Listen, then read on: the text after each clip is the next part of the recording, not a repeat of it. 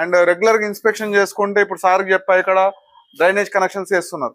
వేసినప్పుడు ఏమని చెప్పిండంటే మేస్త్రి మన ప్లంబర్ ప్లాస్టిక్ పైపులు వేసుకుందాం సార్ అండర్ గ్రౌండ్ లో అని చెప్పారంట. కానీ అండర్ గ్రౌండ్ లో ప్లాస్టిక్ పైపులు వేయొద్దు, మట్టి పైపులు వేయాలి. ప్లాస్టిక్ పైపులు ఏమైతే కొన్ని రోజులు అయినాక డిఫార్మేషన్ అయితే ఎలుకలు ఉంటే కొట్టేస్తాయి, కొట్టినప్పుడు డ్రైనేజ్ వాటర్ మొత్తం బయటకు లీక్ అవుతూ ఉంటది. అదే మట్టి పైపులు ఉన్నాయి అనుకోండి ఎలుకలు కొట్టవు.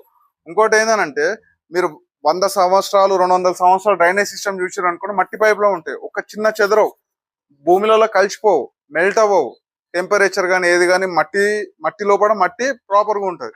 కానీ ఈ పైపులు చూడండి ఒక 10 ఏళ్ల తర్వాత తీసుకుంటే పల్సగా అయిపోతాయి లోపల పైపులు. ఎప్పుడైనా కానీ అండర్ గ్రౌండ్ లో పైపులు అనేటివి మట్టి పైపులో యూజ్ చేయాలి, కానీ పీవీసీ పైపులు, ఆశీర్వాద్ పైపులు, ఆరెంజ్ కలర్ పైపులు అనేటివి మనము ఏమంటారు 2 feet గ్యాప్ లో వేయొద్దు, ఇప్పుడు కూడా మన మ్యాన్హోల్స్ దగ్గర వేయొద్దు.